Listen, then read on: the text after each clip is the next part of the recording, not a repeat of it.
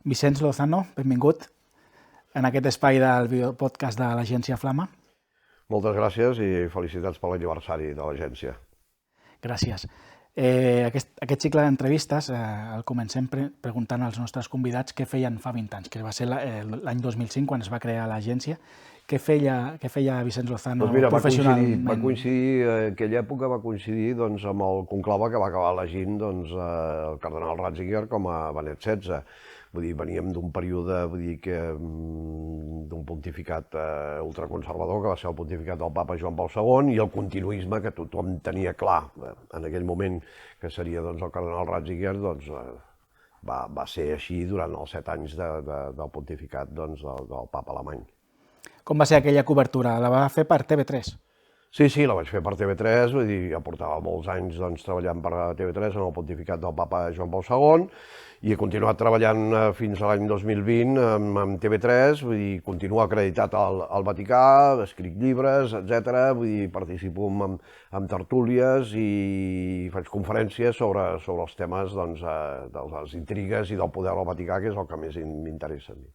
Per què creu que desperta tanta fascinació un conclave? En l'era de les telecomunicacions, que hi hagi mig món pendent d'una senyal de fum, un senyal de fum que és la fumata blanca. Per què creu que hi ha aquest interès mediàtic tan gran? Hi ha interès mediàtic per diverses circumstàncies. Perquè el papa no deixa de ser un personatge, diguéssim, amb una importància geopolítica important al marge de la religió, òbviament. Una altra circumstància també és que el món està necessitat d'espectacle, en el sentit d'espectacle real. I un conclave no deixa de ser un fet misteriós per molta gent que no coneix l'Església ni coneix la tradició catòlica, i això capta l'atenció de tota la gent, la missa, però l'Elegendo Papa, vull dir, tota la processó cap a la Capella Sixtina, l'Extra Omnes, etc. Vull dir, tot això causa molta fascinació, diguéssim, a l'espectador que no coneix, diguéssim, les circumstàncies en què es produeix l'elecció d'un nou papa. Fa poc temps que hem viscut una elecció papal, el passat 8 de maig. Quina valoració fa d'aquest nou papa, Robert Francis Prevost, que ha escollit? Bé, faig una valoració molt positiva en el sentit que crec que és un papa, continuista, en la línia de les reformes del papa Francesc. De tota manera, és odiós comparar els dos personatges. Dues persones mai es poden comparar, però en aquest cas el pontificat del papa Francesc va ser un pontificat excepcional en molts sentits, amb una personalitat i un carisma, diguéssim, determinat pel papa argentí. Aquest nou pontificat jo crec que ha estat molt ben acollit per la gent. D'alguna manera ell serà continuista, però és un personatge molt discret, un personatge que coneix, el sud global, un personatge que, per al fet d'haver treballat a Llatinoamèrica, pel fet de ser agustí i haver visitat totes les comunitats agustines pràcticament de tot el món, coneix globalment el que és la societat. El fet de ser nord-americà també, diguéssim, és cabdal en aquest moment en què els Estats Units, de la mà de Donald Trump, està provocant un daltabaix, diguéssim, tant en l'economia mundial com en el que era la manera de fer política normalment al món, trencant totes les regles, trencant tots els sistemes, amb un preocupant autoritarisme al darrere. De fet, és un papa que aplega en la mateixa persona les dues ànimes d'Amèrica, Amèrica del Nord i del Sud. Quin missatge, què ens diu això amb un president dels Estats Units com Donald Trump, no? Bé, és un papa que agafa les dues ànimes del món, però agafa també les dues ànimes de l'Església, i això és un element important.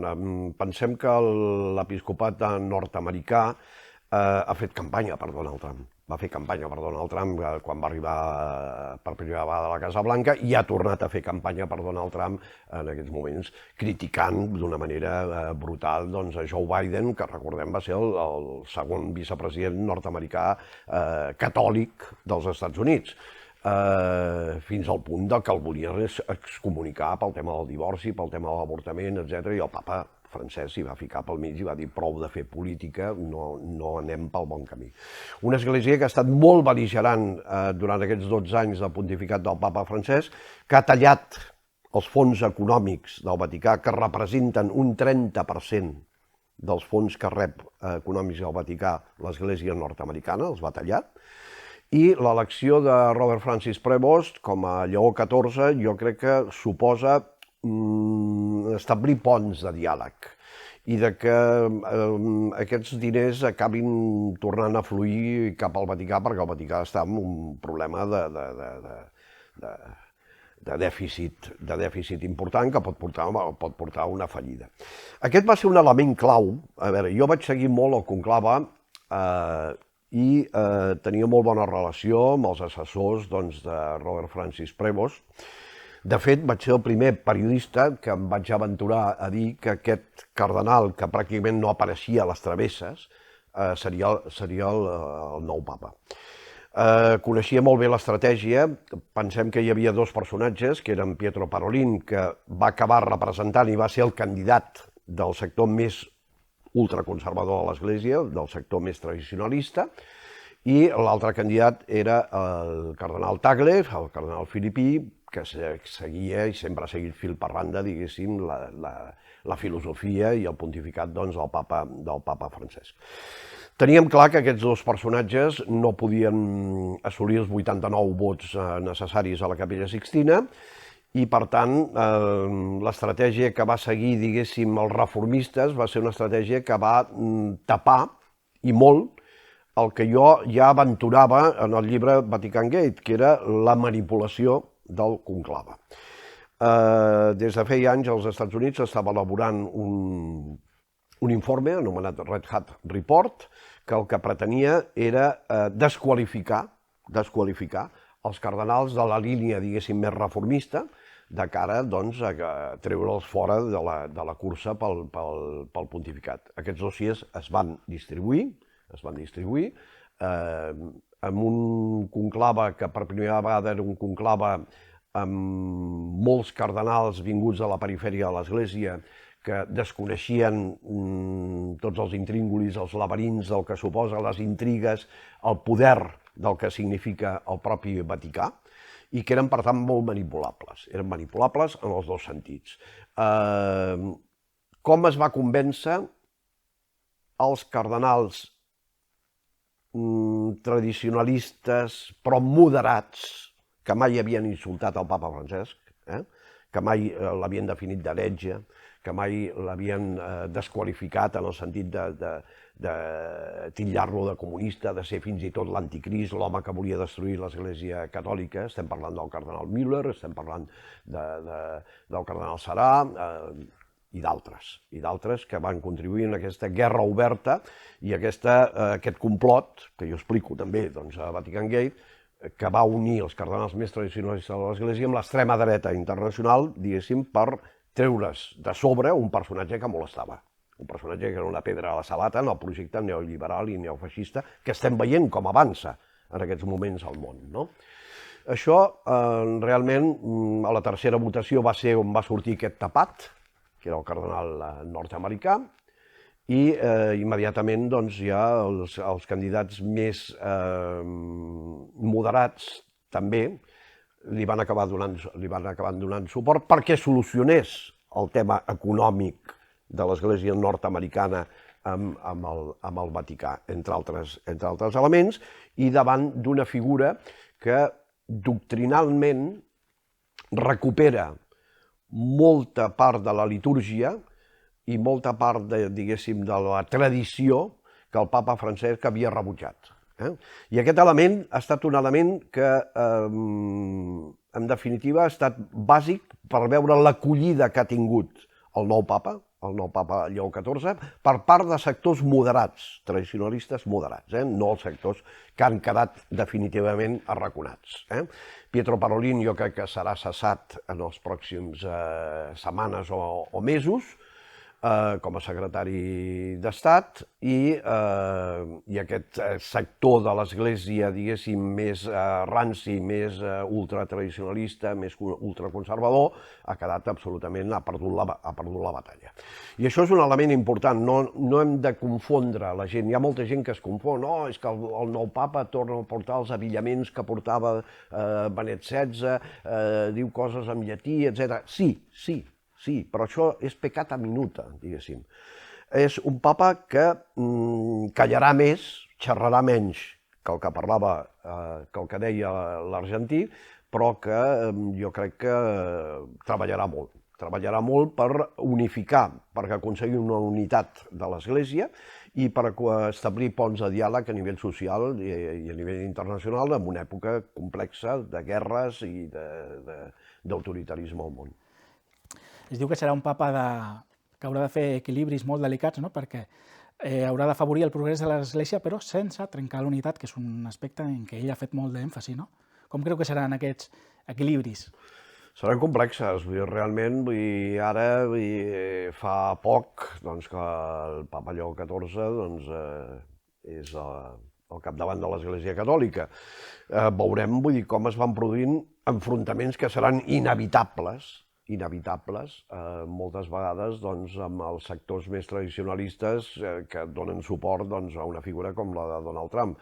El tema de les deportacions realment greu, el tema dels inicis de noves guerres i nous conflictes amb l'Iran, al Pròxim Orient, després del sagnant conflicte de Gaza, del genocidi que està fent el govern israelià de Netanyahu a Gaza, realment posa la situació del món amb una complexitat extraordinària. Europa, amb una guerra al cor d'Europa entre Rússia i Ucraïna. Realment estem vivint un període difícil. Navegar entre dues aigües en aquest període serà complicat. El papa també haurà de ser, amb el seu lideratge moral i ètic, haurà de parlar contundentment. Moltes vegades no serà ell el que parli, però sí la gent que té al seu voltant, perquè és un home que intenta sempre escoltar les dues parts, discernir, és lent a l'hora de prendre decisions, però quan les pren és ferm amb aquestes decisions.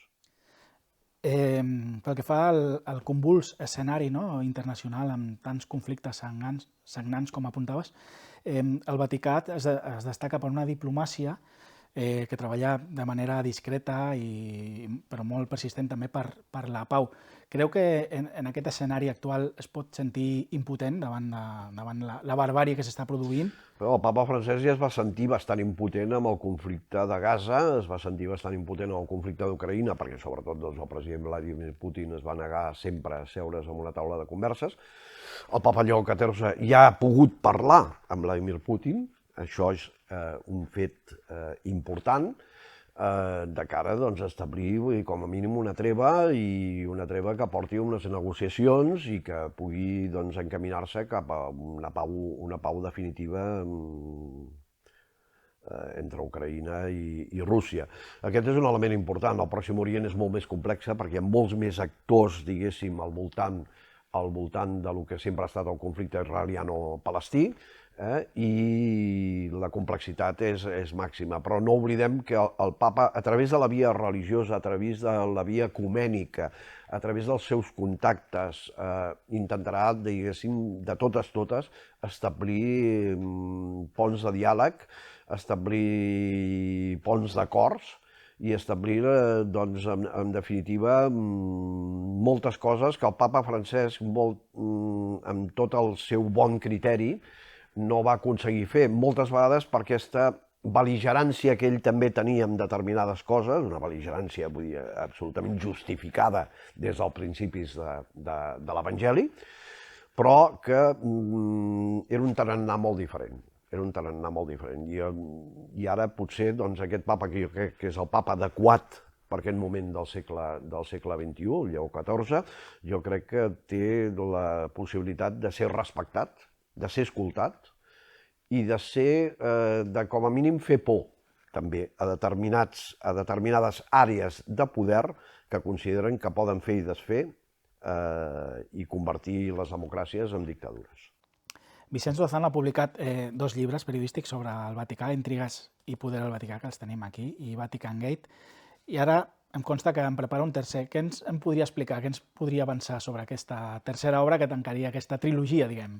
Sí, bé, l'editorial tenia molt interès que fes una cosa immediata sobre Lleó XIV, no estava en disposició de fer una cosa immediata, perquè jo crec que els 2 llibres estan molt treballats, tant Intrigues i poder al Vaticà com Vatican Gate, estan treballats en el sentit de que he trigat a fer-los, he intentat parlar amb tothom, parlar amb gent de totes les tendències, parlar amb reformistes, parlar amb tradicionalistes, amb els meus contactes al Vaticà, fora també del Vaticà, i vull fer el mateix en el cas del tercer llibre. És evident que jo tinc les claus de com va funcionar el conclave, he tingut bones fonts que m'han informat durant el conclave, me les estan ratificant fonts diverses també del sector més tradicionalista de l'Església, i això em permetrà d'alguna manera explicar una cosa que no s'ha explicat, que és com va funcionar tots els mecanismes de pressió, de lobbies i de poder en aquest conclave que va acabar elegint el cardenal nord-americà. A partir d'aquí vull deixar passar també un temps, almenys uns mesos, per veure quin és el tarannà i quina és l'obra que comença a fer el nou papa i quins són els signes que ell mostra, més enllà d'aquest tradicionalisme aparent o d'aquest tradicionalisme que recupera això que dèiem, l'abillament del papa, les pregàries en llatí, la configuració d'una espiritualitat que en el papa Francesc potser estava més difosa, que existia però que estava potser més difosa, i com ell també apunta cap a la necessitat, que ja ho ha dit, de diverses coses. Un, del paper de la dona, diguéssim, a l'Església. Ell ha nomenat fa pocs dies ja una dona al capdavant d'un dicasteri, farà un nou dicasteri de laics. El dicasteri de laics estarà format per laics i, òbviament, també per dones que tindran un paper fonamental i formaran part de la direcció de l'Església. Ell pretén fer, no puc avançar-ho, però pretén fer un canvi molt important amb el tema de lo que és el govern de l'Església. Això ho veurem, hi haurà una sorpresa important en els pròxims mesos, s'està preparant, perdoneu que no pugui avançar-ho. Aprofundirà molt amb el tema de la sinodalitat. Òbviament serà un papa, diguéssim, que en la lluita contra el canvi climàtic continuarà tenint la mateixa línia que va tenir el papa Francesc, en la lluita contra els abusos sexuals per part de sacerdots criminals a l'Església Catòlica que abusen de menors i d'adults vulnerables continuarà tenint la mateixa línia, i veurem, a nivell geopolític, com en aquest equilibri del qual parlàvem ara fa un moment, es pot desenvolupar. Entre el segon i el tercer llibre ha fet una immersió també a la novel·la històrica, a la literatura de ficció. Com ha estat aquesta aventura amb aquesta novel·la històrica que es titula Potser no hi va haver mai primavera?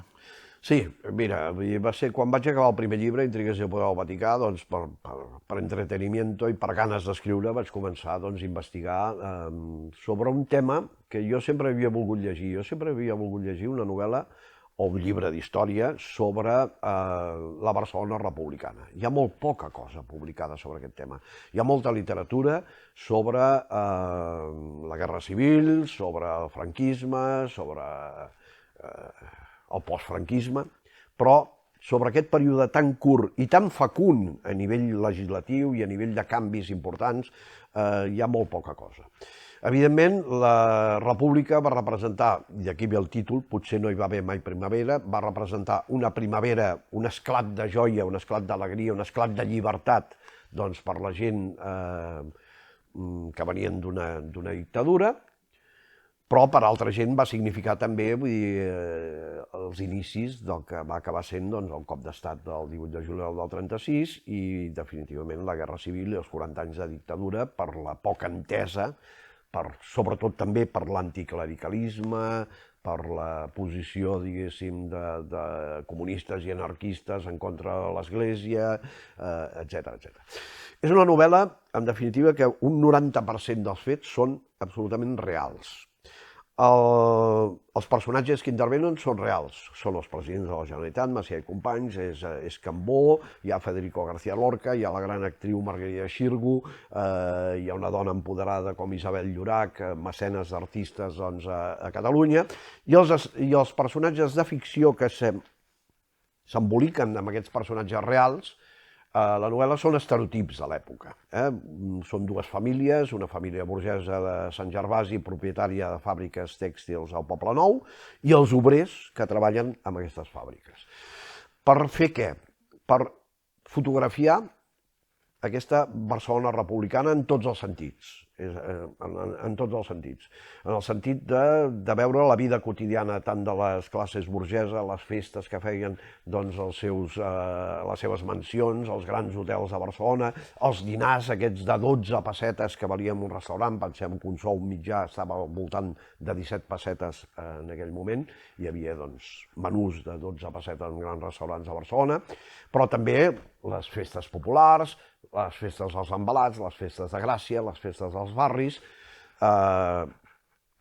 la vida de l'espectacle, diguéssim, doncs el paral·lel, els cabarets, els teatres, el cinema, el gran fenomen del cinema en aquell moment, els prostíbuls també de Barcelona, tota aquesta vida quotidiana reflectida en un passeig que fem per aquesta Barcelona republicana, amb una trama d'un complot que acaba reeixint el 18 de juliol del 1936. La novel·la comença el 14 d'abril del 31, dia de la proclamació de la República, amb l'aparició d'un cadàver a l'Hotel Ritz de Barcelona, i a partir d'aquí, estirant el fil, hi ha tot un grup d'amics que veuen com van venint diverses complots contra la República que s'estan organitzant des dels sectors més ultres, que al cap i la fi són els mateixos que hi ha ara.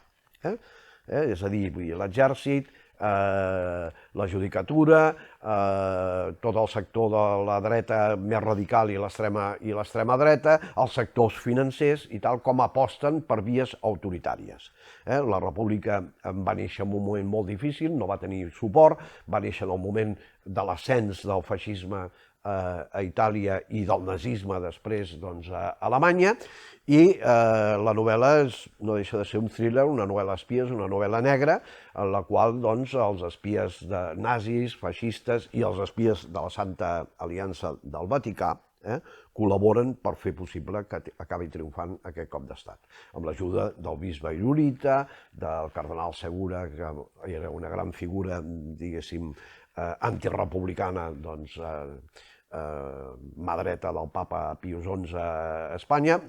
Hi ha coses que passen també al Vaticà, amb Eugenio Maria Pacelli, vull dir, el gran secretari d'Estat que després va ser Pius XII, un germanòfil, un home aliat amb Hitler, que li molestava i molt l'existència de les llibertats i de la República Espanyola. Es podria dir que durant aquest període de la República es van posar les bases, els fonaments del que seria després l'Espanya nacional catòlica, del règim de Franco? Sí, de fet ho vam veure claríssimament, vull dir, tot això es va acabar destapant, sobretot a partir del 18 de juliol, a partir de quan Franco va començar a liderar les tropes nacionals, anomenades nacionals, que es va definir com la creuada. No oblidem que es va definir com la creuada. És una creuada contra els enemics del catolicisme. Recordem també, quan Franco va acabar governant, com les monedes posava Franco por la gracia de Dios. És a dir, aquell nacionalcatolicisme es va anar perpetrant a mesura que avançaven les llibertats i les noves lleis de la República per part de l'Església Catòlica i va acabar triomfant i desenvolupant-se, diguéssim, durant la dictadura de 40 anys del general Franco. Professionalment, Vicenç Lozano, què és el que més valora d'haver tingut oportunitat de cobrir l'actualitat vaticana durant més de 3 dècades? És un regal per mi, és un regal autèntic, com ara és un regal que els meus lectors llegeixin els meus llibres, els agradin i tal. La meva professió, jo he sigut periodista de vocació, ja de petit jugava a fer diaris i feia de locutor de ràdio, i quan els altres nens un dia volien ser policia, un altre dia volien ser conductor d'ambulància, jo sempre deia que volia ser periodista, una cosa raríssima, un bitxo raro, vull dir, evidentment. Però he estat periodista de vocació tota la vida, crec en un periodisme honest, un periodisme rigorós, un periodisme que com a mínim intenti donar claus de què és el que està passant, i un periodisme que fiscalitzi el poder, sigui quin sigui el poder. Quan parlo d'institucions diverses, però també quan parlo, òbviament, de l'Església Catòlica, jo crec que s'han de treure a la llum moltes coses que no vol el poder que surtin a la llum. Molta gent em diu, a través dels teus llibres he posat en dubte la meva fe. Jo crec que la fe és una cosa personal, és una cosa individual, és una cosa de la pròpia persona que quan es fa pública ja es complica. Una cosa és la fe que tu creus en un Déu, que creus en unes idees, que creus en un evangeli, que creus en una manera de portar les coses, i una altra cosa és creure en els teòrics representants de Déu a la Terra, que són la gent que treballa al Vaticà, començant pel mateix papa, que al cap i la fi són humans, i com a humans, vull dir, poden cometre pecats, poden ser gent. Jo sempre he dit que al Vaticà he conegut la millor gent del món, i he conegut també gent de la qual no puc dir el mateix, sinó tot el contrari. Realment hi ha una part de l'Església important, jo diria que majoritària de l'Església Catòlica, que creu en el que fa i predica el que realment fa, però hi ha una minoria notable i gran, diguéssim, que abusa d'aquest poder, abusa d'aquest clericalisme.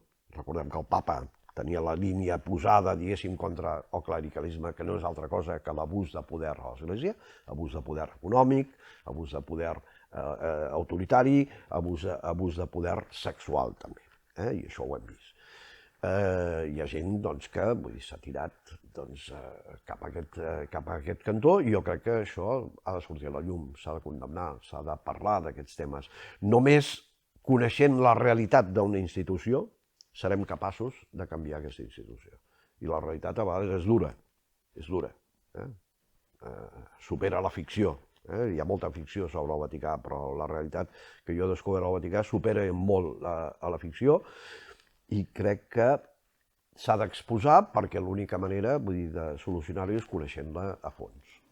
De fet, el defensor del poble, Ángel Gabilondo, en el seu informe sobre pederàstia a l'Església, d'alguna manera remarcava el paper que havien jugat els mitjans de comunicació a l'hora d'ajudar l'Església a prendre mesures en relació amb els abusos.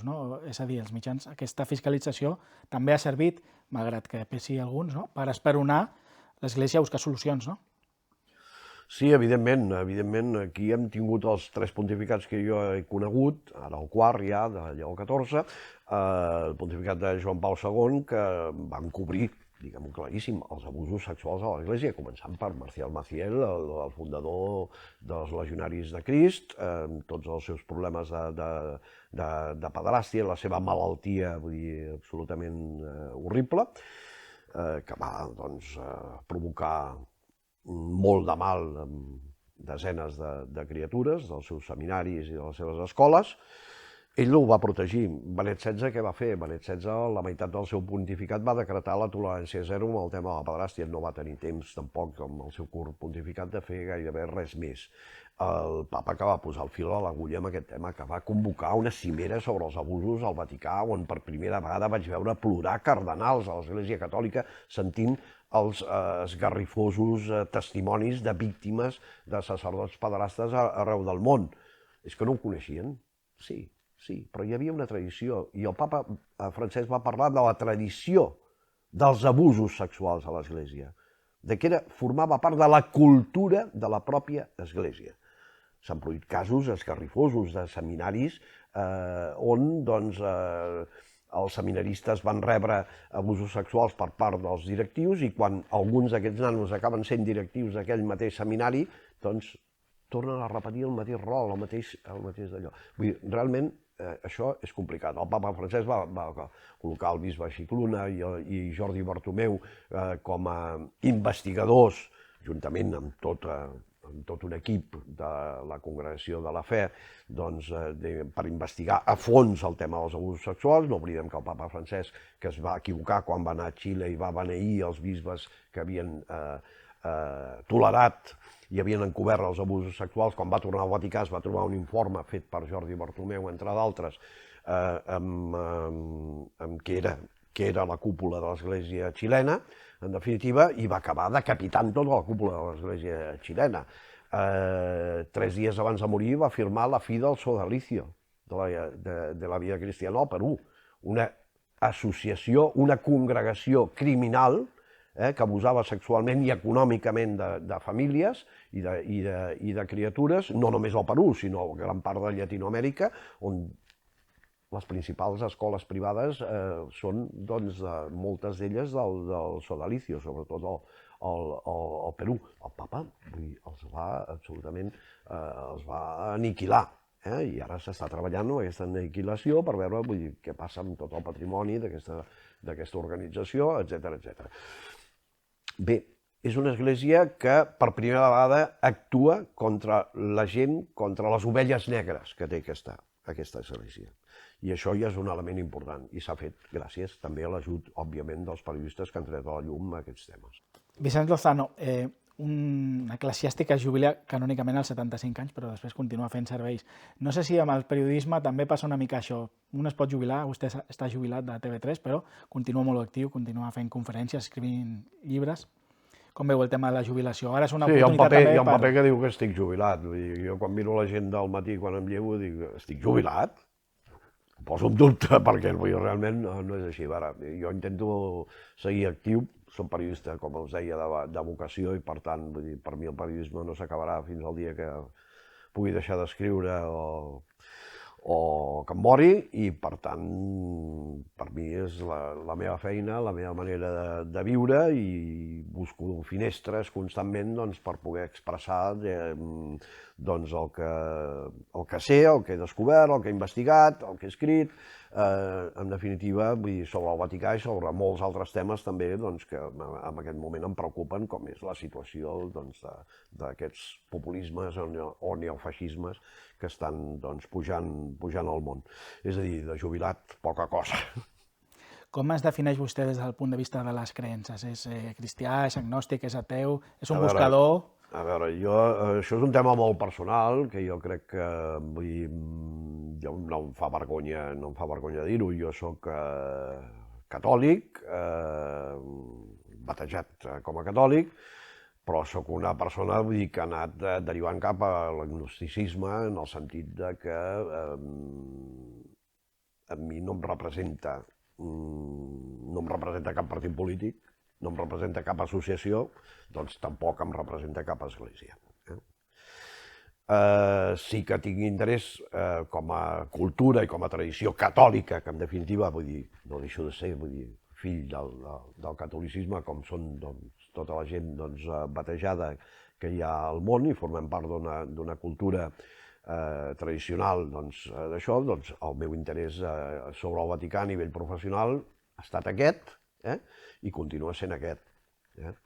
I per tant jo crec en una església potser molt diferent, una església, com deia el papa Francesc, una església potser més reduïda que l'actual, més petita, però també una església més autèntica.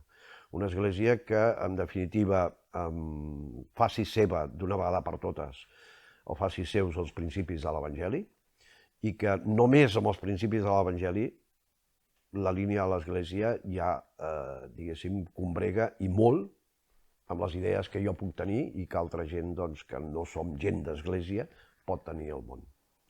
Vicenç Lozano, moltes gràcies per haver-nos acompanyat en aquest espai d'entrevistes. Moltes gràcies a vosaltres.